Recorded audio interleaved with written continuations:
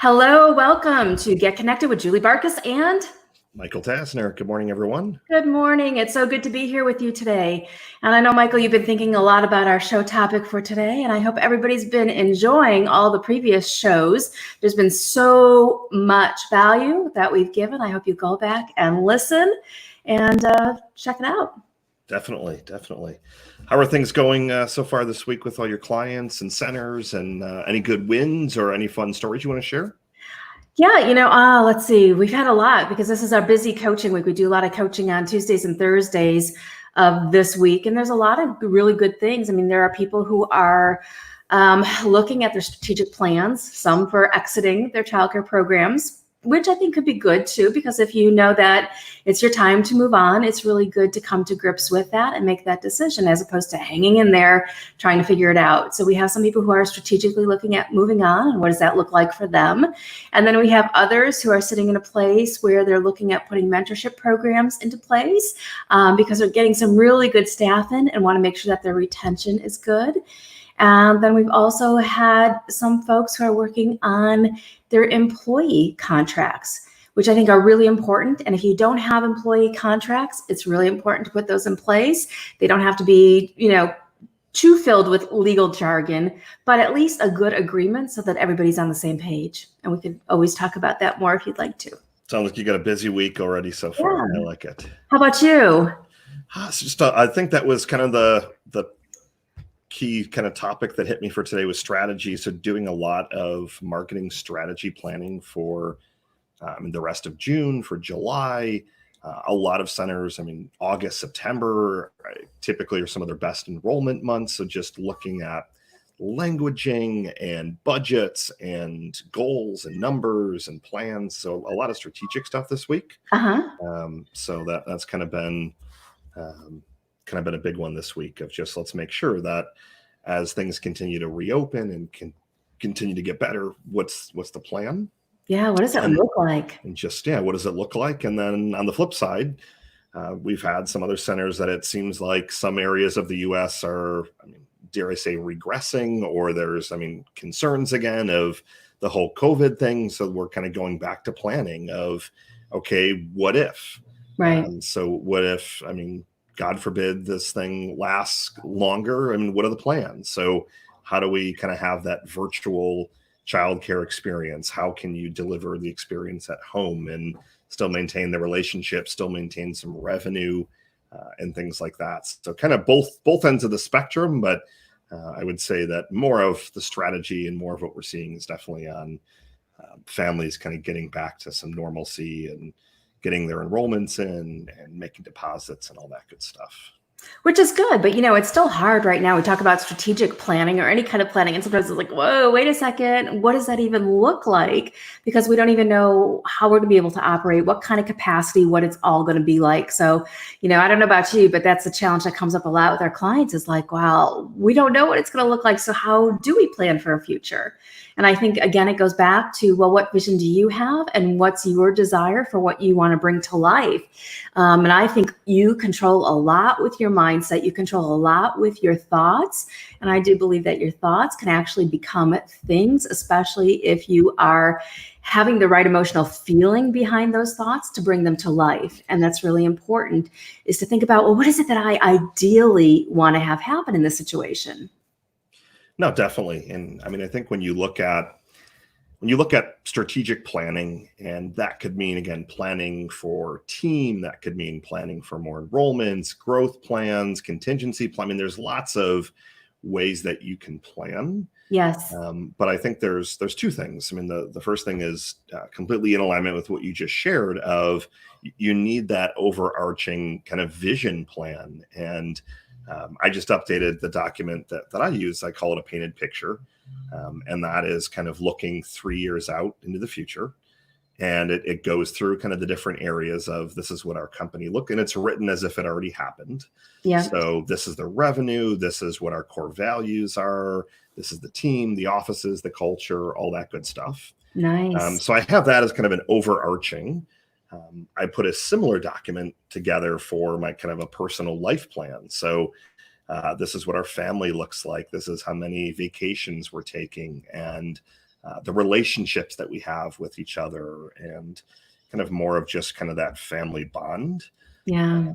That one's been a little bit harder to implement, it seems, just navigating parenthood. But Right. at least you have those visions, because even when things get crazy, you have something that you can refer back to. Yeah. Because I think that's what a lot of centers, they've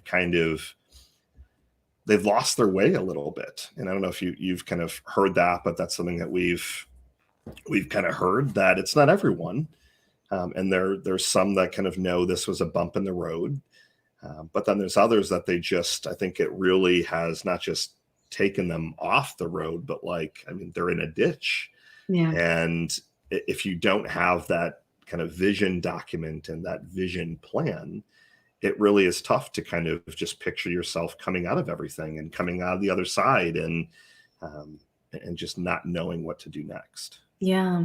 And I really think, and I was turned on by this statement many, many years ago, is that, if you can see it, you can achieve it. So if you could see it in your mind's eye first, you really have the opportunity to bring it to life. But where the struggle is when we just look at what's in front of us with our eyes. And this is all that we're seeing is the chaos, the mess, the uncertainty, the unknown. But you've got to bring it back to a place to, just inside of your mind. And when I survey a lot of our childcare owners, they believe in visualization. They believe that, seeing a vision inside of their head is really important. So I encourage everybody to start thinking about that. And if you're not tuned in with visualization yet, really think about it and start doing some research, or just shoot me a message and use it as a foundational point for where you want to go next. And let your planning that you do really revolve around the vision that you see inside of your head. That's really important. This kind of a little bit goes along with what you just said, but a concept hit me that we've been using internally, and I've just in passing kind of mentioned it to a few of the childcare centers we're working with, and they really enjoy it. But really great book called The Dream Manager. And like the title. Yeah. So the concept is, I'll summarize it in like 30 seconds. So the concept is basically that if you're able to, and this is more of a working with your team, but it's also, you can be done personally and introspectively. You kind of put together this dream board, kind of like a vision board, but a dream board. But really, you're encouraging your team to kind of give you a list of, these are their dreams. So where do they want to go? What do they want to buy? Who do they want to visit? Where do they see their lives? Yeah. What do they want to learn? So there's like 6 or 7 different topics. Nice. And with that, what you end up doing is you actually get this beautiful kind of nice board created for them. And it can go in their personal workspace. It can go in the break room, for example, but they're meant to be a beautiful document that's kind of like a poster that they can see. And usually you'll actually get one created for their physical space, and then also send them another one that they can have at home, and maybe put it in, their garage or their basement, or their, office at home or something like that. Yeah. Keep looking at it. And then what you do is, so that's kind of the vision piece and the visualization that you were talking about, so that you're seeing it. But the other piece to this then is, as the leader at the child organization, you look at, how can you help them check things off? So is there something on there that that you can help them check off? And I'm not saying that you have to just give all these people lots of money. And some of the things, like on my team's dream board, I want a Lamborghini or something like that. And that's just not my cards to give someone $400,000. But if there's other things, like one of the persons wanted to write a book, and I know you and I have both written books, and I'm like, that's something that I could help him make happen. And what we've kind of done then throughout the year is, at random, I have granted, I think last year I did 4 dreams. This year I've done 2 so far. And I do it at random based on things that I know that I can kind of help them accomplish. And whether, again, they're monetary things, like one of my team members wanted to go to Disneyland in Hong Kong.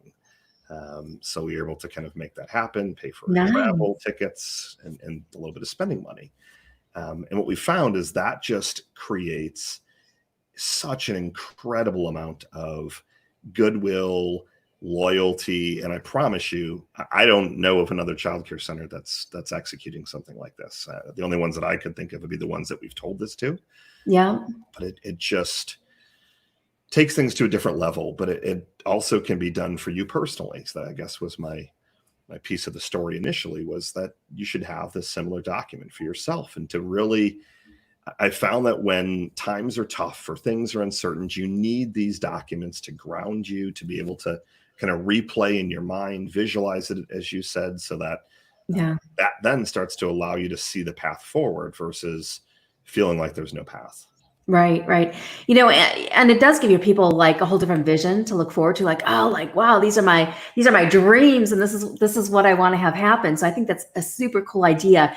And I remember one time I was traveling to a speaking engagement, and behind me was sitting this young guy, and he was on the phone with mom and dad, and he's like, oh, I love my job. And of course, being transforming workplaces, I'm like, oh, okay, what does he like about his job? So I'm like kind of like eavesdropping. And he's like, man, he's like, it's such a motivating environment. And I could hear mom and dad like say, oh, well, what is it about the environment that is so motivating? And he says, they have this whiteboard, and every week they encourage us to write our goals on it. So we come in, we start the week, they want to know, what are our goals personally, professionally, what are we working on? And we all write those things on the whiteboard. And then we get to look at that like every single day. And then we get to add more the next week or change them up. So this to me was like such an easy strategy, such a big aha moment. Like, get a whiteboard and have your people, or a white Post-it paper, and have your people start putting their goals on it, the things that they want to work towards. So I think the dream thing takes it to like a whole different level. I think it's brilliant. No, it definitely, it creates a different environment. Oh, absolutely. And anytime we recognize, and that's what a lot of people in this industry are looking for, is what I think is recognition. They want to be recognized in some way, not all publicly, not all the same, but they want to have recognition in terms of, what they're doing, and they're pouring their heart and their soul into their work, and they want recognition for themselves as a person. And I think if we give them that, it's an incredibly powerful strategy. It really is. No, I couldn't agree with you more. Yeah. So if we look at kind of the topic for today, and we've kind of already jumped into the topic of the day of strategy, and I labeled it, "Where's the strategy?" And I did that for a reason, because I found that, again, anytime that you don't typically have this perfectly clear path, it almost seems like the strategy gets thrown out the window. And obviously, with everything being fluid as it is, every day seems to be fluid. One day we're hearing things are great, and COVID is kind of dispersing, and then the next day we're hearing all these states that reopen, there's more cases, and like every day there's something. Yeah. And obviously you can't control the situation, but what I found that you can do is you can start to put some strategies in place. And as we said earlier in this conversation, the strategies need to be in alignment with your vision. What are you envisioning? Is it I just did a video yesterday on, to me, there's kind of two different types of childcare center owners. And I'm simplifying this down, but there's the owner that they've got one location or two, and they really they want to get them to that kind of profitability level. So let's say they've got capacity for 100 enrollments, and they've identified that 75, due to the ratios and space and things like that, that's their sweet spot. Right. And let's say they're at 50 today, and both locations can hold 100. They've got 50 at each. And their goal then is they want to get 25 more enrollments at each location.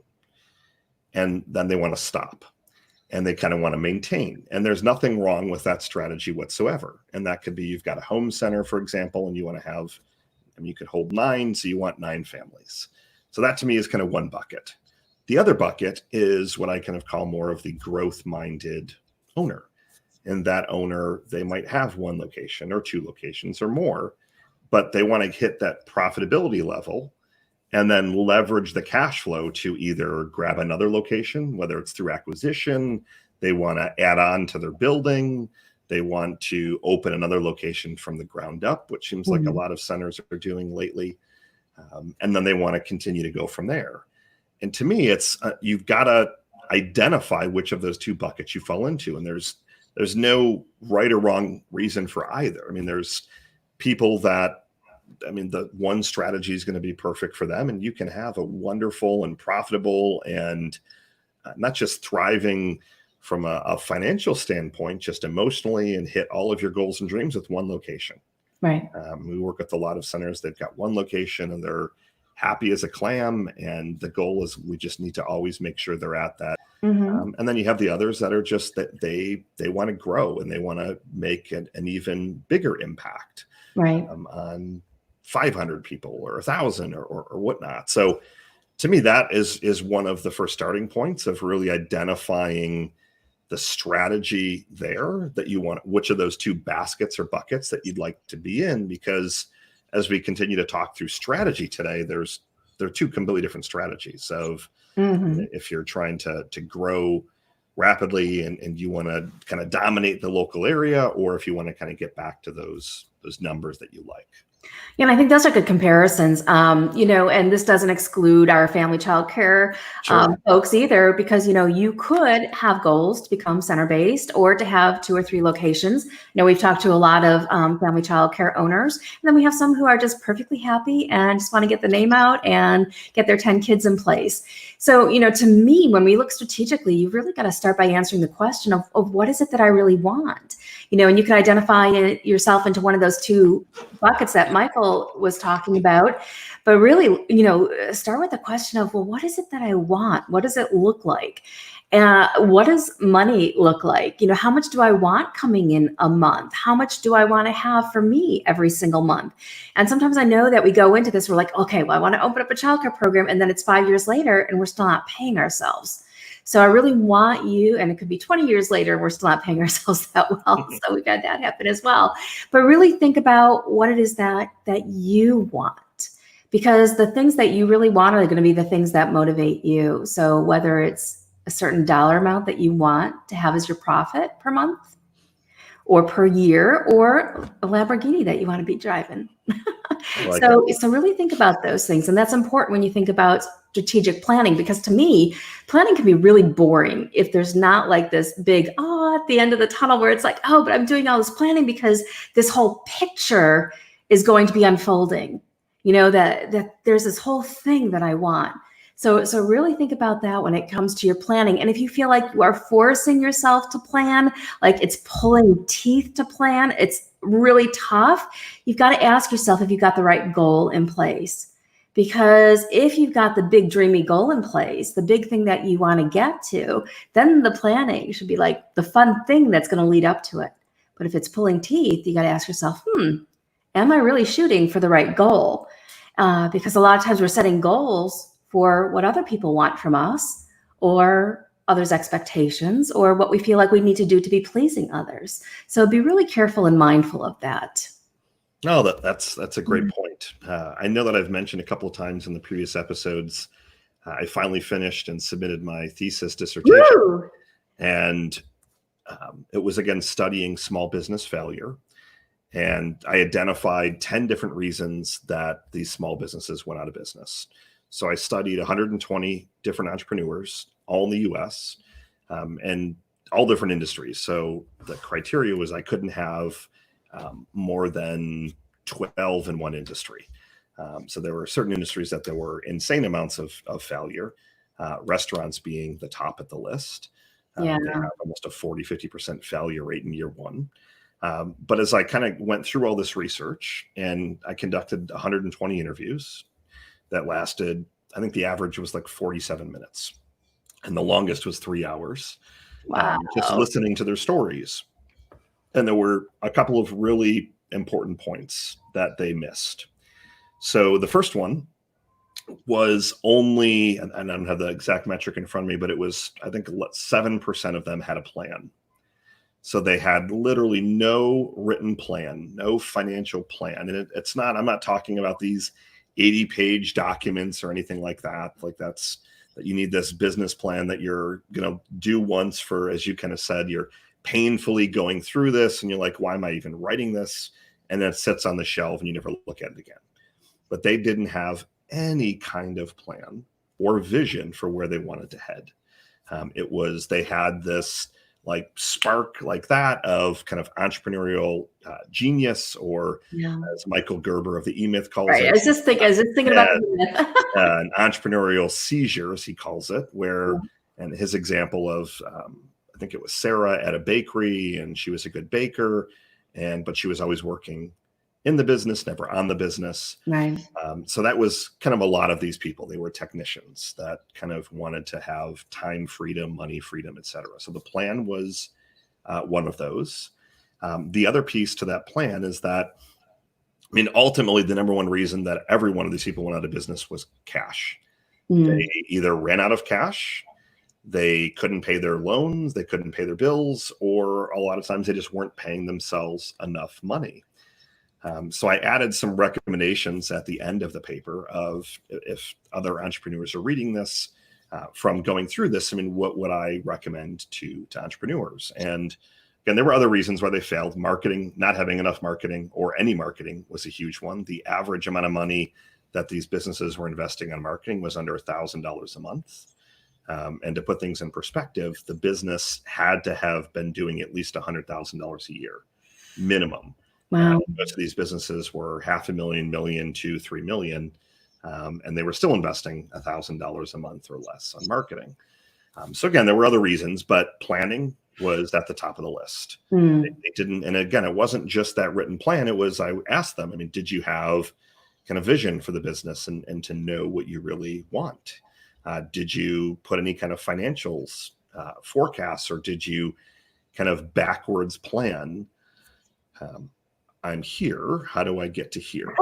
Right. And it just wasn't there. And I think a lot of people that are listening now, and the people that are going to listen to the replay, you get so busy with everything that's just going on that you don't take the time to just think and strategically vision. And then even if you put some stuff on paper, even if it's just rough drafts, you at least start to move that in the right direction.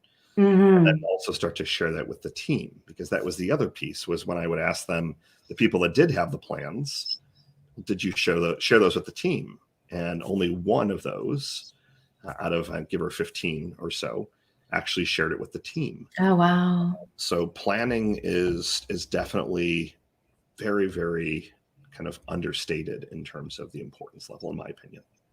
It is. And I know a lot of our leaders get it to a place where it's like, oh my gosh, there's so much going on. There's so many fires we have to put out.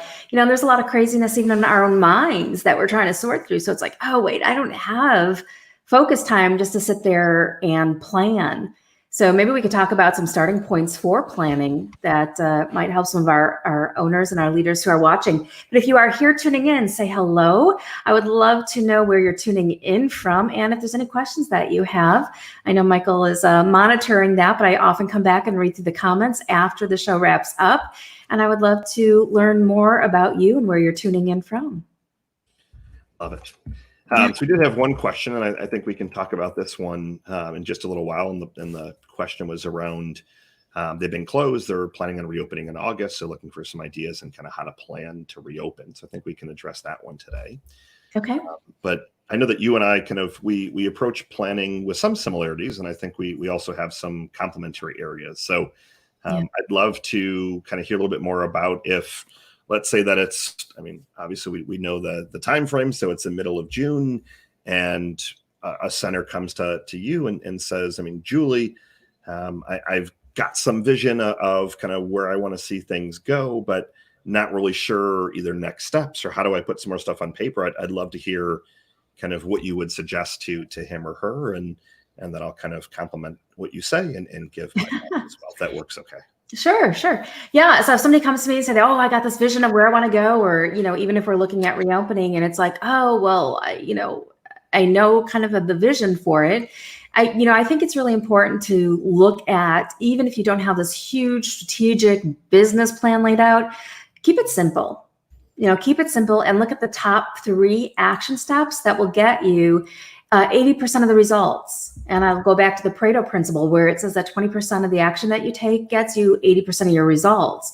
Where if we flip it around, there's 80% action that we take that only gives us 20% of the results. So really keep your focus on that 20% that you can do that's going to get you the big results.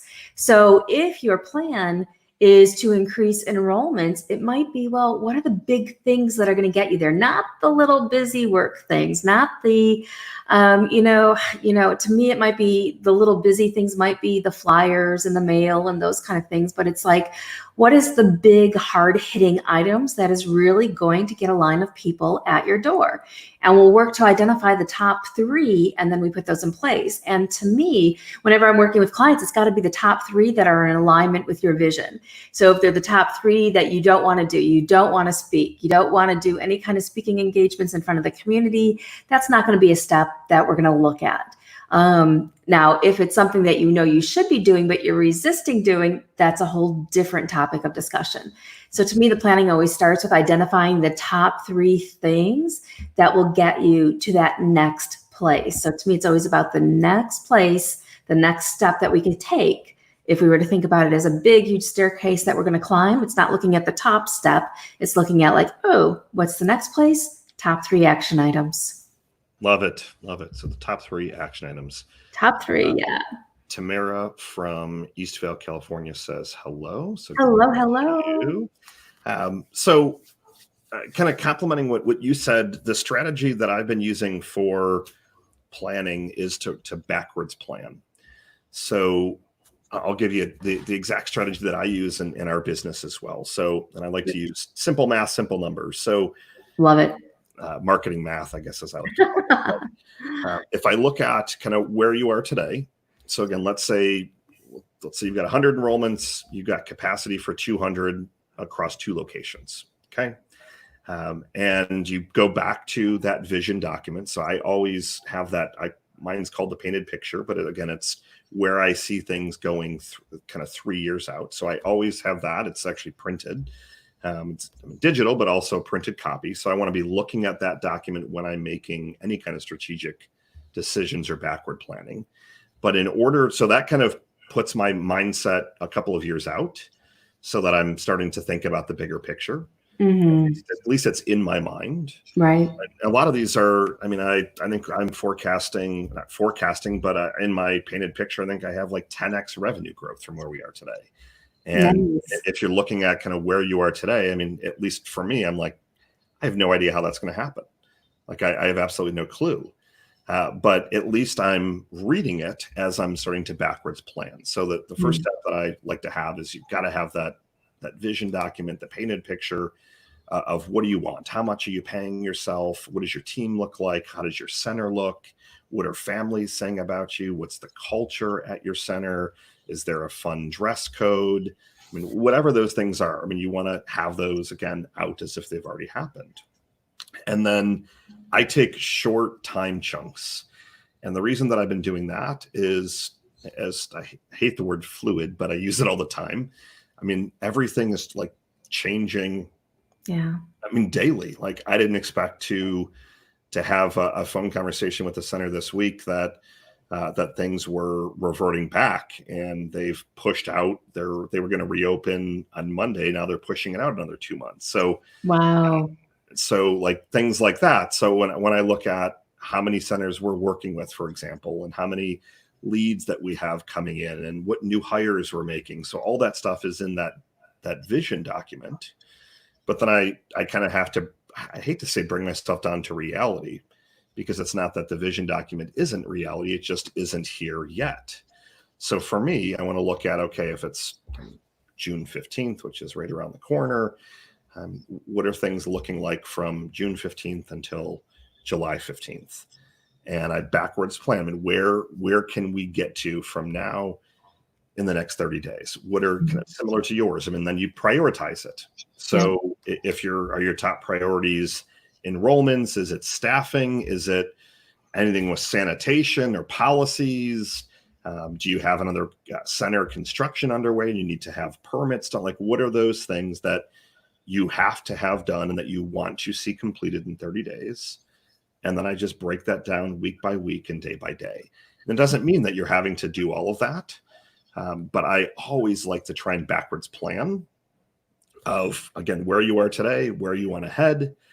And then you have to start to add those action steps, because I think that that's a missing piece, at least that I used to not do. I'd be like, okay, great. So $100,000 in revenue, and I want to get to $200,000. Okay, great. And I think we need to do these couple things. And then like a month later, I'm like, oh, geez, well, I'm not anywhere close to that goal. And Right. then I study the actions. I mean, what are the actions that are supposed to then have correlated back to those results? And at least it gives you some metrics that you can start to track. So if you're, a lot of centers right now obviously want and need more enrollments. Mm-hmm. So what are the goals? And it's okay if you have a stretch goal. I use language called, well, there's not a term for it, but minimum, target, and mind blower. Yeah. So if you're, again, at that 100 enrollment and you want to have 50 new enrollments, maybe that's your target. Your mind blower is 75. Your minimum that you'd be happy with is 25. Yeah. Love that. Love the language. You just start to put those plans in place to, you want to make sure you're hitting the target numbers. Mm-hmm. And if things are continuing to go well, maybe you're going to hit the mind blower. But it's just then being able to track those activities to make sure that they're actually coming in. Yeah, I think that's a fantastic strategy. And I know sometimes the resistance that we get is people are like, well, they get really stuck not knowing what they want.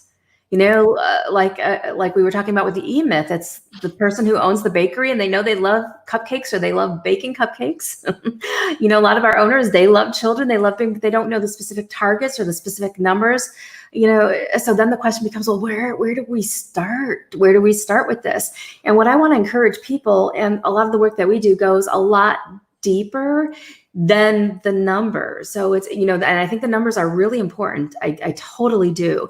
But it's also about, how do you want to feel as you grow your business? Because how you feel in your life is going to be attracting a whole set of circumstances to you.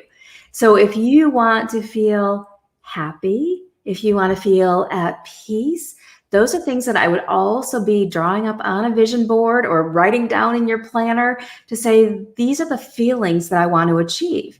Because that's really what we're trying to do, is we're trying to get enrollments to a certain place so that we feel a certain way. We're trying to get something done so that we feel a certain way. We're trying to get our staff in alignment with us so that we feel a certain way. So I really want you to get clear on those feelings and what they are, and write those feelings down, because what you want to start doing in your planning is also taking the action steps that's going to get you closer to feeling that way that you want to feel.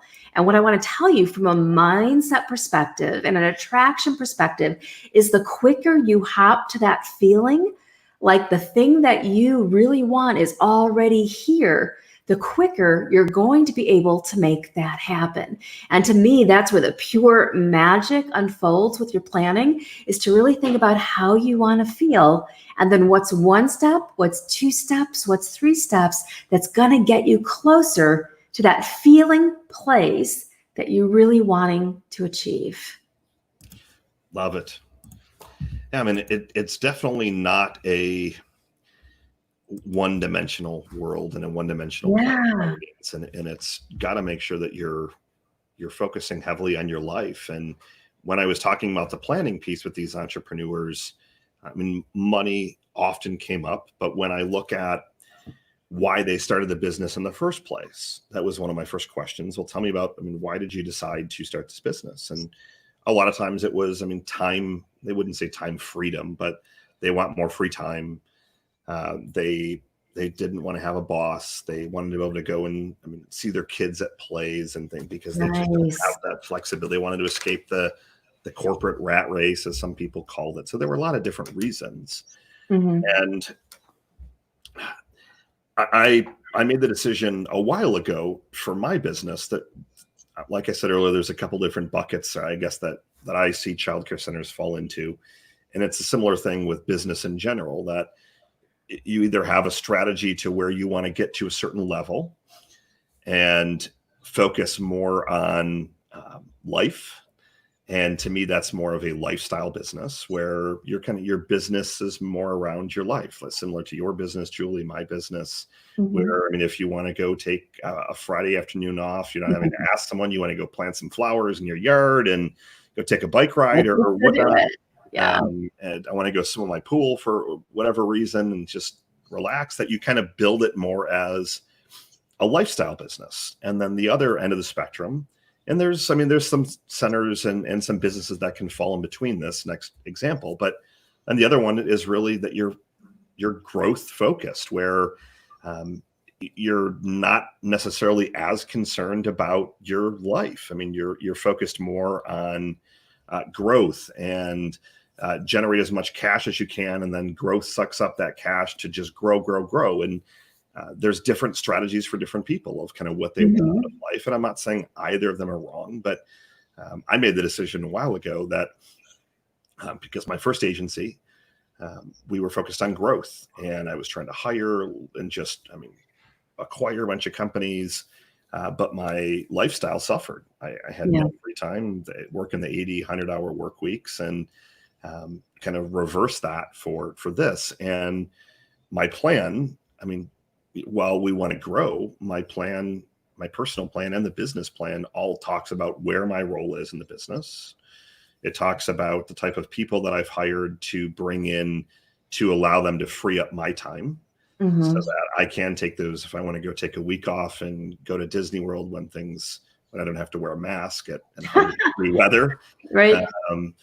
That I can take that week off and not have to worry. And that's all in that plan. So you can design this exactly how you want your life to look, how much money the business is going to spin off for you, because at the end of the day, and this will sound selfish, but it's not, in my opinion, at least. I mean, the business is there to serve you. I mean, yes, you're going to be serving families and parents and kids and making a wonderful impact on the community. And I mean, you're starting off these kids and children to give them a wonderful life. But again, at the end of the day, if the business can't serve you, if you're personally struggling, how can you help other people? It's like that might have even been one of the guests that we had, of like, you make sure you put the air mask on you first before you help other people. I mean, you have to make sure that your life and your plan is in the process of serving you as well.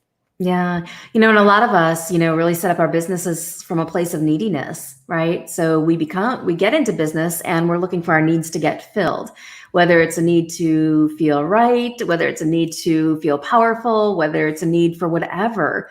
And I think that's really important to recognize too, as you set your goals and move forward with your plan, is that, are you really here to serve in the highest capacity? And are you open to receiving? And I think that's really important to look at. But with the neediness, we've got to really get out of thinking about getting our validation from our clients, getting our validation from our staff, and really seeing it almost like, we're validating ourselves because of what we're achieving and what we're bringing to life.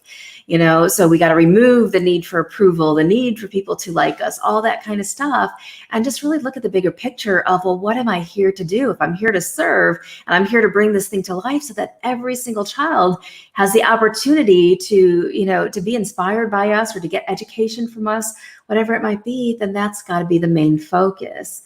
And neediness, and that could be a whole other topic, comes into the picture a lot. And a lot of people are setting up their business models to get those needs met. Like they feel a certain way when they're able to rescue that child from that situation, because if they're not there doing that, who else is going to be there to do that for that child? And that's a lot of what we hear too, is like, but I'm doing this for the children, and it's like to save them and so that they have a place. And they will go without buying a new shirt for themselves or new clothes or new shoes, the owner, for like years, because they're the ones who are the one who is suffering so that everybody else benefits. So we've really got to remove ourselves from that role. And I'm not sure if you see that a lot, Michael, too, but it's like, you got to remove yourself and say, you know what? I'm open to receiving, and this is what it's going to look like. And I'm here to serve, and this is what it looks like. I like it. No, that's a really great point to look at, for sure. We have a couple of questions, so I'd love to address a couple of these questions. So let's start at the top. So the first one again was, We've been closed and plan to reopen in August.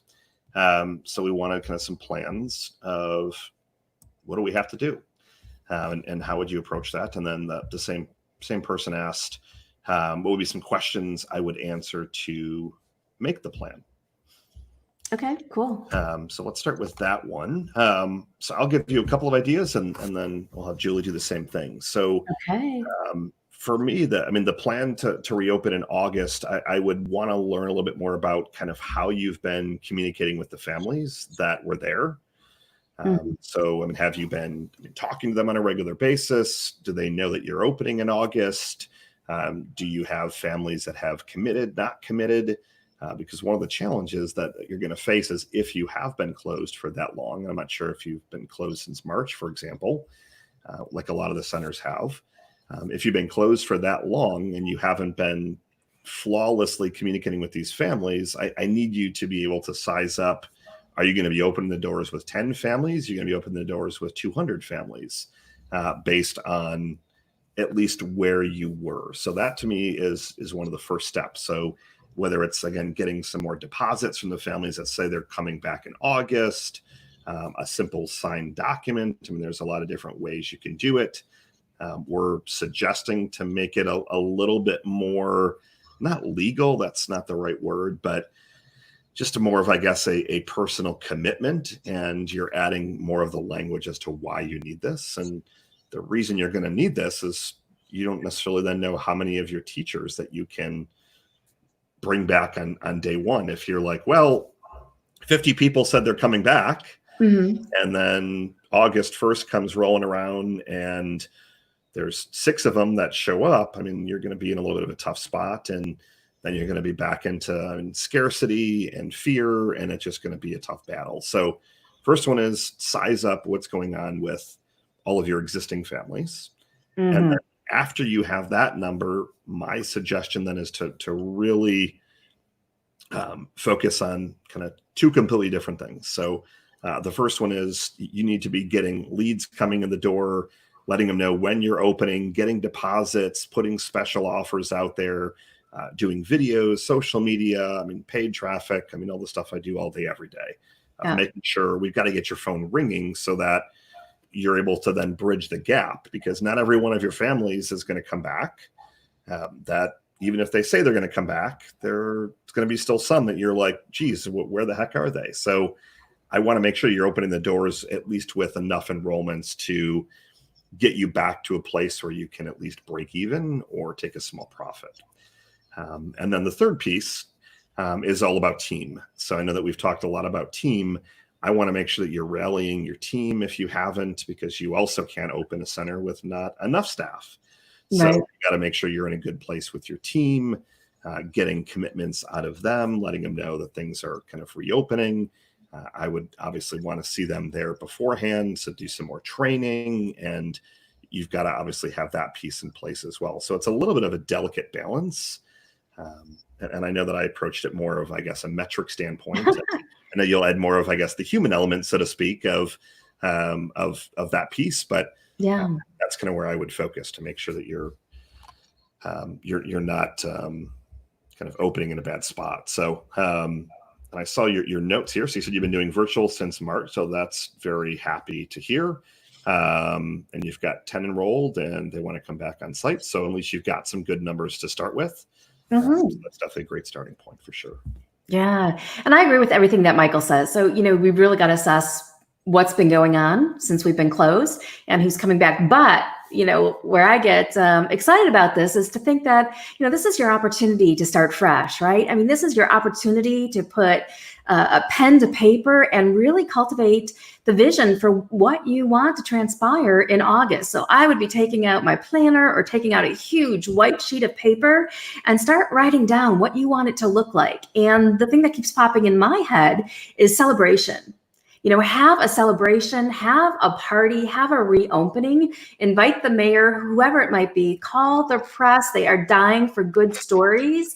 So call the press, let them know you are reopening your doors, who you are, what you're doing. And I don't care if you're teeny tiny or really big, the press is still going to cover it. We had one of our clients who called the press. They're very small. And the next thing you know, they're on the front page of their local newspaper. Oh, wow. And that, my friend, is free publicity. So don't negate the power of that, but start by something that's going to excite you. So if it's a celebration and that excites you, plan it. If it's an open house and that excites you, plan it. So look at what's really going to excite you in August to open up those doors in a very powerful way, and then plan it, and then start creating it, not just as, oh, we're a childcare program, we're reopening our doors. No, you are a movement in action. So think about, the essential nature of who you are and how you are now empowering mom and dads to go back to work. And those are the different things that I would be calling your chambers about, calling and having conversations about who you are, and really be the standout person in your community that's getting a lot of attention. And that's going to trickle down not only into who you're able to attract as clientele, but also who you're able to attract if you need staff or if your staff are coming back. Because once you be like so excited to say, you know what, we're kicking off with a party, or we're kicking off with a celebration. And if that's something that excites you, then that's the direction that I would move in. Now, if it totally deflates you and doesn't excite you, different conversation. But I would be planning in August something that really tunes you in, turns you on, gets you connected, because then from that place, you're going to be able to have those conversations that are going to connect others with who you are and what you're doing for setting yourself up for success with your business. So you're going to pull in a whole new community of followers. So love it. that's Love the great. idea of a plan. So yeah, we've been kind of phrasing it as a grand reopening. Ooh, yeah, grand reopening, perfect. But definitely, I mean, the press is definitely struggling for positive stories. And Yeah, and then the thing you've got to do too, and and I think people are really underutilizing social media right now. We're seeing a lot of great, self-haircut videos and those kind of things. But man, start talking. Take a sentence, take 2 sentences on your personal Facebook page, on your business Facebook page, on your LinkedIn, your Instagram, whatever it is that you do. Photograph yourself, a video of yourself doing a happy dance because you're reopening in August. Use TikTok, whatever it might be, but start putting out little nuggets about your plan, about your vision, about what's going on. And you're going to start generating a lot of excitement around that as well. And the same thing is true, if we were to take the other stance where it's like, oh gosh, I don't really know what it's going to look like. Here's where I challenge you. Just put a stake in the ground and say, this is what we're moving towards. This big party that everybody's going to want to come to, this big reopening, or small, whichever it is, but just have that as a target for yourself. So ask yourself, what's going to make it totally exciting for me to reopen in August, and move towards it. love it. So the next question that we have is from Tamara in California. Thanks for coming on so early. Hello. So her question is, I'm in the process of reopening, and most of the parents are very nervous about the pandemic. What can we do to ease those feelings? So similar to what we just did, I'll give an insight or two and let Julie do the same. It's a tough one. All that we have been able to do is just continue to educate them, but we've preferred to do it through video. So we're encouraging our center owners and or directors to just put out a lot of video content, and that's better than just an email, for example. We're definitely encouraging them to do kind of live Q&A sessions, whether it's Facebook Live, Zoom, in kind of your private Facebook group. Yes. And then really you can just, educate them about what you're doing to keep them, your staff, and your kids safe. And again, it varies state by state, county by county of what you quote unquote have to do.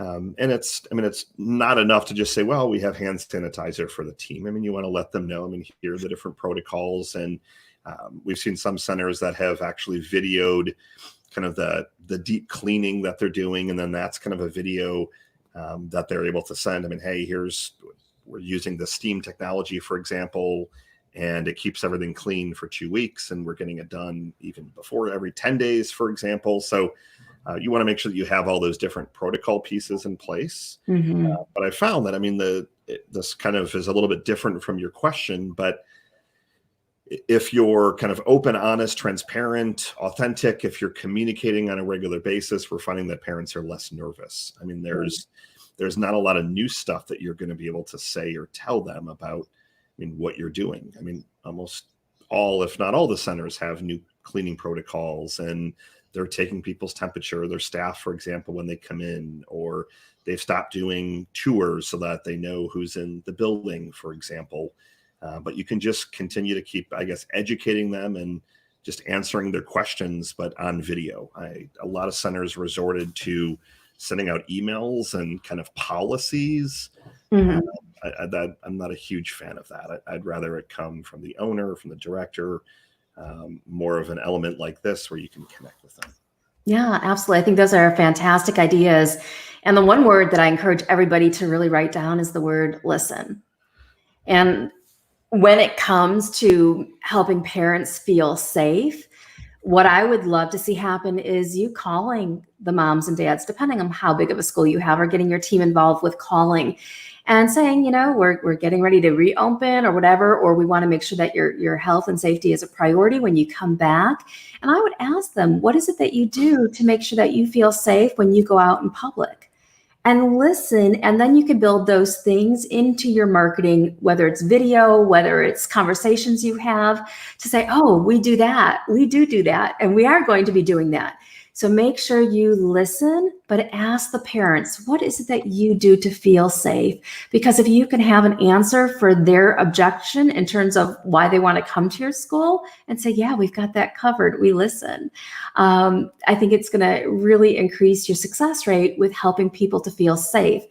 The other thing that I'm really hot on is doing immune boosting activities at your center and letting the parents know, because people know that right now it is, it's the best time to really be creating strong immune systems. So are there different things that you're implementing or doing to help the children boost their immune systems at your program? And I would almost take that angle on it too. But also you could be educating parents, whether you have experts from your community in to do a virtual event to talk about immune system boosting, staying healthy, building a healthy immune system. So really be educating the parents, and you can do that right on a Zoom conference call or whatever it might be, to really be providing that information to your families. Now that's a great idea. I mean, I know a lot of the centers, they have, first responders, they have essential workers that are parents. So I think getting them involved is a great idea of also allowing them to educate. Mary Bell asked a question around how do we deal with the 6 feet apart of the toddlers, masks, long sleeves, things like that. How do we feel about that? Or how do agree with? I don't have a perfect answer, to be brutally honest with you. And it's a tough one of the whole 6 feet apart. And I mean, there's a lot of centers that, I mean, there's just no way that it's going to happen. But as long as you're trying to follow the protocols and doing everything that you can put in place, I don't know, Julie, if you have a better answer, but this is definitely one that I've fielded some questions from our centers. Like, hey, Michael, I mean, how do we make money doing this if they want us to be following these guidelines and massively lowering our ratios and things like that? I mean, obviously, it's a tough one of, you can't just start breaking all the rules. You can just do the best job that you can, but I don't know if you have any insight there. So was the question, I just want to make sure that I'm understanding, was the question how we feel about... No, it said how to agree with the 6 feet apart of toddlers. So Mary Bell, how do they agree? How do masks and long sleeves for teachers in the summer? Can we put the word out? Yeah, so this is a tough one, of course, because I have my own feelings about masks and social distancing and all that kind of stuff. But you're going to have to comply with whatever it is that your state is dictating in the best possible way that you can. And if you want to add some more to this question so that I could get you a better answer, feel free to shoot in an additional comment. But to me is how do we agree with it? And I know even during, and this could be a whole other call, even during COVID, I have a chiropractor who I go to, and was there, even though there was supposed to be masks, there was supposed to be that kind of thing, there wasn't. Nobody got sick. Nobody, so it's really a tough question, because you've got to do, especially as a childcare program, what's in compliance. But now if the compliance is flexible and you're doing it more to be in agreement with what the parents want from you, make sure that's in alignment with your own beliefs, because just as many parents will say, oh, I'm only going to a place that has this, this, and this, there's going to be other parents who will say, oh, well, I don't want those things. I'm only going to a place that has this, this, and this. So whichever path you pick, of course, it's about being compliant with your licensing and what you're supposed to be doing. But then if there are some things like, oh, all the parents want us to do this, but I don't really want to do this, then you might want to be thinking about your clientele, and are they in alignment with the business that you want to create and the vision that you want to come to life? No, that's a great way to put it. Yeah, that helps. I think it does. It's a tough one to answer without you or I giving kind of our personal feelings on everything going on with masks and all that craziness. So a lot of really great content. We've had some good comments, some questions. Thank you for everyone that's asked questions, shared feedback. A couple of people said, great idea, love it, thank you. Love the ideas, the visioning. So a lot of really, really great comments today. We're already coming up on the top of the hour, and like we always do with our different shows, we love to give kind of one action step or one big takeaway that Julie and myself kind of want to give you, so that you're able to move something in action. And then we always end with a fun quote or positive quote. So I'll give you my action first. I mean, for me, I'm a huge backward planner. So I want you to take a look at where you are today. Where do you want to get to in the next 30 days? And keep it short. I mean, 30 days. And again, it's not just the number of enrollments. It can be everything. It can be personal. Like I'm backwards planning weight loss and my energy, and I mean, different things like that. So where are you today, and being real with that? Yeah. Where do you want to get to in 30 days? And then start to build that into your weekly plans and your daily plans, so that you're at least starting your day with something that's going to move you toward those goals. So that would be mine for you for today. Yeah. And that's great. And I think that there is so much power in writing numbers down, and as many of us don't want to look at numbers, when you write numbers down, magic happens. So I totally agree with what Michael is sharing with you. In addition to that, the one piece of homework that I'll give to you is to also, when you're writing down numbers, write down the word or words that describe how you want to feel when this goal comes to life. And then identify how you can start feeling that way immediately. Because we could plan to win the lotto, we could win the lotto, we could get that money, and then it's like, woo, that was fun for an hour, because now the money is all gone. If you don't feel in an energetic alignment of the thing that you want to transpire, you're going to have a tough time making it happen on a consistent basis. So write down a word that you want to feel when you're putting your planning into place, and then ask yourself the important question, how can I feel this way right here and right now? Because you do not have to wait for that thing to transpire for you to feel that way. Love it. Perfect way to end our episode today. Do you want to pull a quote out of your book? Oh, get the book out. Okay.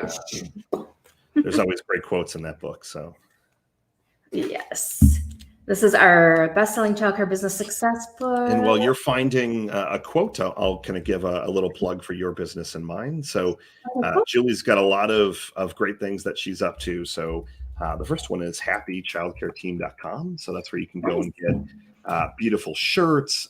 She just came out with, I'm just seeing if they're on your site yet. Do you have the mugs up here yet?